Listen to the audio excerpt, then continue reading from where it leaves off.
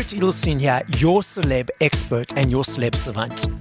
Celeb Savant is a weekly entertainment show. We have long-form career retrospective type interviews with celebrities, singers, actors, and industry experts. On this episode of Celeb Savant, I'll be speaking to South African Cape Town-born singer and songwriter Anica Kiana. After releasing 3 singles independently and garnering support from local radio stations, she quickly caught the eye of internationally acclaimed South African pop duo Locnville, who featured her on their South African Music Award-winning album, Tribes and Angels. The next 2 years would see the songstress develop her sound even more, eventually catching the attention of South African global hip-hop phenomenon, Nasty C, who praised Anica Kiana for her voice of gold. Anica has set off to pursue her goal of becoming a force in the entertainment industry. Up next on Celeb Savant, we've got Anica Kiana. Where do we find you in the world? What's happening in your life? And how are you doing? I am doing amazing. Thank you so much for having me. It's absolutely amazing getting to chat to you. I'm looking forward to, the conversation. Where am I at in my life? Working a lot. Yeah, I'm going to be back in studio this weekend, so looking forward to that. And I've got 2 songs, in the pipeline of things. Hopefully within the next month or 2, going to be releasing one of them, and then hopefully at the end of the year, the other one. So yeah, it's a bit more to look forward to from me, I guess. Lovely. So now let's rewind and take it all the way back to the beginning. So when did you realize that you wanted to be in the entertainment business? Okay, so I guess music has always been sort of like the center point of my life. I've danced. I did dancing when I was younger, like from 5 or 6 years old. So I've always just loved music, always loved entertaining people, putting on a show for my family, performing. And when I was younger, I used to play SingStar. It was my favorite game on PlayStation. I don't know if you ever used to play it, but I used to love SingStar. I used to sing for my family, and that was just where my love for music grew. I used to sing throughout primary school, and then in high school, I wanted to do the school shows. So I took part in all the school shows. I was a lead role in all of the shows up until matric. And then I think my parents also knew, like from a young age, that I wasn't meant to sort of just do a normal job, I think they knew I wanted to do something creative, definitely. And I knew that myself. I either wanted to do acting or singing, and singing was just where my heart was at, my passion. And how did you meet the guys from Locnville? So I actually met them in 2019. I was at this guy named Amin Haran's place, and I had a studio session there with him, and then he sort of introduced me to the Locnville brothers. That's where I met them, and then they sort of contacted me. I think it was end of 2020 with regards to joining their label and stuff like that. So yeah, it was so awesome getting to meet them. It was kind of a full circle moment, because listening to them growing up, also, I used to have such a crush on them when I was younger. Yeah. Now it's crazy. It's crazy. So when they phoned you and said to you, okay, cool, we want you to join the label, was that a surreal moment for you? Were you running around the room, jumping up and down?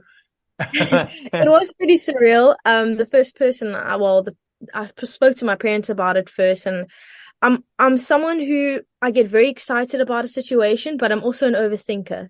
So when something sounds too good to be true, then I tend to step back and weigh out sort of the pros and cons. I'm like, listen, okay, actually that's amazing, but let's weigh out the pros and cons of this. Because, joining a label can sometimes be very daunting. So I was like, okay, let's set up a meeting and we can discuss everything. I was super happy with what they had to say. And so we just sort of took it from there. I'm also an overthinker. So I reckon the reason I giggled when you said that is like, my brain and my body is exactly the same as you. So it'd be like, yay, excitement. And then, overthink, thinking, too much brain time, I call it. So that's a little bit more about your creative process. So from 0 to a 3 to 4 minute song. Is it easy? What motivates you? Is it the same every time? Okay. So I don't think it's the same every time. It's sort of varies. I know this sounds very weird, but most of my creative ideas come from when I'm in the shower.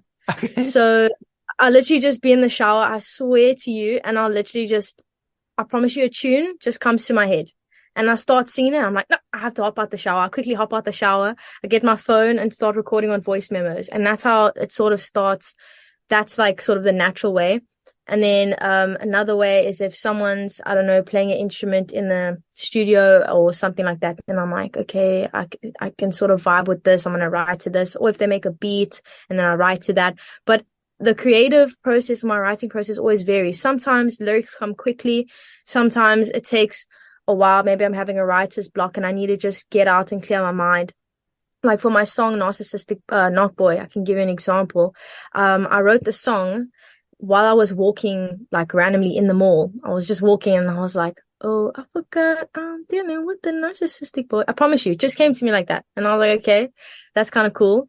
And I started singing like manipulation is finest conversations. It just started coming to me. And sometimes it happens very quickly like that. And so I started writing that, got the first verse, chorus, second verse, and then I was struggling with the bridge and I was like, okay, I need to get out, I need to clear my mind.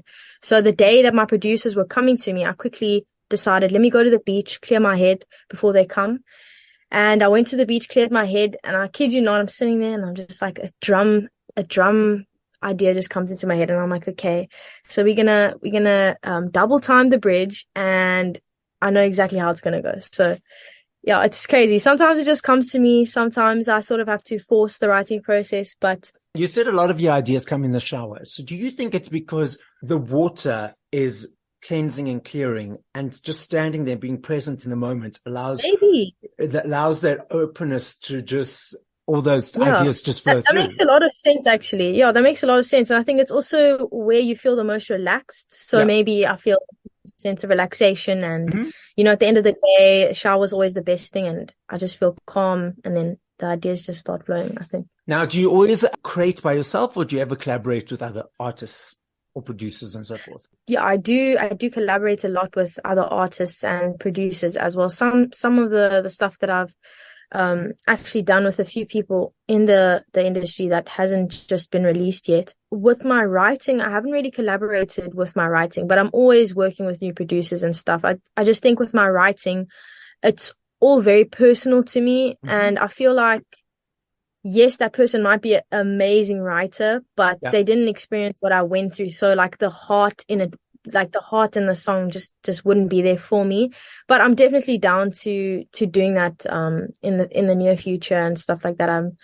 I'm enjoying being in my own space. I enjoy expressing myself from things that I've experienced. You know? Every person experiences things differently and it feels emotions differently and sees things differently and hears things differently. So if you say to person A, this is how I was feeling, they automatically will feel that differently and will not feel it the same as you, even though they might have experienced it before in their world, in their perceptions. I totally get what you're saying. Tell me a little bit more about what you enjoy about performing live. Wow, I think it's just connecting with people. Yeah, I think that's just the best feeling for me in the world. If I could just perform, I know this sounds crazy, but I'm not in this music industry for money. I've never been in it. I've never looked at the music industry and been like, you know what, I want to become famous so that I can be rich and have the best house. The end goal for me has always just been being able to perform for people. It's my favorite thing to do. If I could perform every day or every weekend, let's say, and not get paid for it, I would, just because I'd be performing. It's nice to get paid, obviously. Yeah, as long as I have a roof over my head and all that, I'm good. I just want to do what I love, and that's performing for people, writing things that people can relate to. And I'm a big people person, so when people relate to my music and stuff like that, honestly, it's so heartwarming and it's kind of mind blowing. Actually, I still can't believe like when people come up to me and they say like they relate to certain songs of mine. My mind just can't fathom, like it can't process the fact that someone's actually out there properly listening to me. Yes, you love performing and it is a passion, but don't say you'll do it for free because there's an energy around that. No, I know. Just bring that out there because there's an energy exchange that people need to exchange for you because you guys do a lot of hard work to create one song. It's time, it's energy, it's your experience, it's pouring 100%. Your heart out. So just there needs to be that energy exchange. So just so you know. 100%. No, obviously, money makes the world go round at the Yes, end of the yeah. day. I'm saying, I don't know, if money wasn't a thing, I always tell my parents, I just wish money was a thing. Like, money wasn't a thing. Like, who invented Totally. money? But anyways, obviously, it's amazing to get paid to live, to be able to live, and it's a blessing to be able to Yes. get paid. But doing what I love is just, the ultimate. Question, you said you like performing live to connect with people. So I'm that person that's always right up in front, dancing, cheering, having a ball. And I look at the people around me and they've all got their cell phones out, trying to get the perfect video, perfect picture, perfect whatever they're trying to get.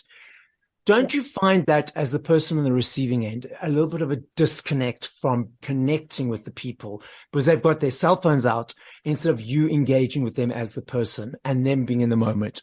Or do you just find that's where we're at the moment?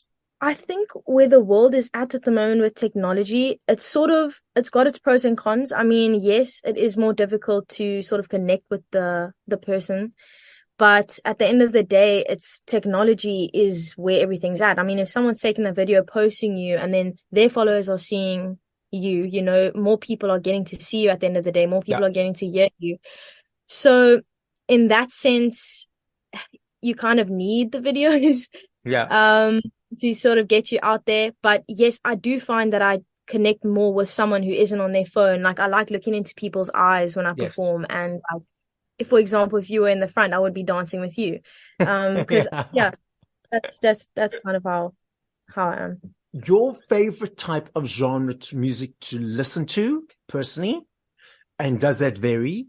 And secondly, your favorite type of genre of music to create, and does that vary? Okay, so my favorite genre to listen to, I think would definitely be pop. Can I just tell you, my playlist varies. It goes from like pop to like indie, like it'll be like Ariana Grande to like the Lumineer to like rap to like there's literally such a variety. If I just like or love a song, if that song speaks to me, then I'm rocking with it. Like, I'm going to be listening to that song. Okay. But I would say the main genre would be pop, and then R&B would be second, but mainly pop. And then my favorite type of music to produce or write to would probably also be pop. I struggle with R&B sometimes, like sort of with the depth of R&B. After writing so many pop songs, writing an R&B song is quite difficult because, I don't know, I feel like R&B always has more of a depth to it, more of a depth in the lyrics, whereas pop songs are normally seen as like more of a catchy thing. You want to get it out on radio, you want people to be singing it, want it to get in people's heads, and that's where sometimes I struggle. I have to think a bit more when I'm writing an R&B track. I love this game. The recipients of this game don't like it generally, and you'll understand that why. I do recognize if I had to ask you this question in 2 minutes, 2 hours, 10 hours, 2 days, I know your answer will be different every time. And I'm not saying your favorite in inverted commas, but if you had to tell me your top 5 songs to play by other artists once we'd finished this interview, what would those 5 songs be? Your face. Am I allowed looking at my Apple Music at all? No, just the first 5 they come to mind. I'll try and give one from every genre. The first one that's coming to my head right now is Clocks by Coldplay. Yes. That song for me just has such a nostalgic feel, but at the same time it feels nostalgic. Like, when I listen to that song, it makes me feel like I'm watching myself grow up, and like time's moving so fast. Yes. Life's going so fast, but it also like holds that nostalgic feeling. So I would say that's one of the songs that I've been listening to. My second song would definitely be Easy, the song Easy by Nasty C. I'm always listening to that song. I love that song. Definitely something by Ariana Grande. One of her beautiful songs that she has is called My Everything. Mm-hmm. Love that song. Oh, SZA. SZA. I'm not going to say Kill Bill. I'm going to say a different song. What is that other song? Let me just quickly. Nobody Gets Me. 5 would be Fletcher. The girl's name is Fletcher, and it's called Becky's So Hot. Interesting mix. I like it. You said that you write mainly pop songs or catchy songs.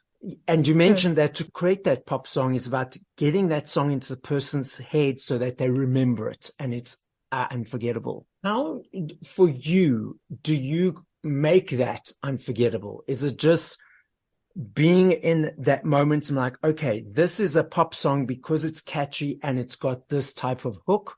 Tell us a little bit more about that. For me, I think that I would say I'm very ADHD. Like, if I don't enjoy the first 15 seconds or 20 seconds, let's just say 30 seconds, let's give the song some time. Yeah. 30 seconds of the song. If I get bored, then I know it's just not there yet. Okay. That I need to maybe change the lyrics or, yeah. And also if I'm writing a chorus and it's just not stuck in my head, I'm just like, if it's not stuck in my head, it's probably not going to be stuck in someone else's head because I get bored very quickly. So that's why I'm always trying out new sounds.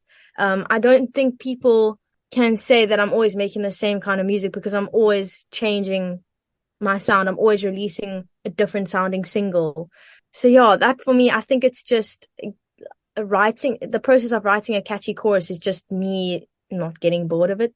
Yeah. Me just, if it's stuck in my head, then I know it's going to work. Normally it works like that. Your bucket list, and we're going to put it out there to the universe that it will manifest. Top 3 local and top 3 international artists that you'd like to collaborate with, let's say in the next 5 years. Okay, so top 3 local. Definitely want to work with Blackie. It will be very cool to work with Elaine because she's an R&B artist. And then, I would say Shekinah. I've always wanted to work with Shekinah. I would say those are my top 3 local. I probably have so much more because I'm following so many locals on my Instagram, but the ones that came into my head right now. For not local, I would say Ariana Grande would be the top. Then Justin Bieber, and then I think I would say SZA for now. Anica, the podcast is listened to throughout the world. As a final message to the listening audience, what would you like to say? I would like to say keep spreading love and keep sharing music with your friends because love is always at the center point of a song. And yeah, just keep sharing, keep spreading love and keep listening to my music. I always appreciate it. And yeah, that's what I got to say. So as Anica says, keep listening, keep spreading love, and keep shining and keep smiling. This is Celeb Savant signing out.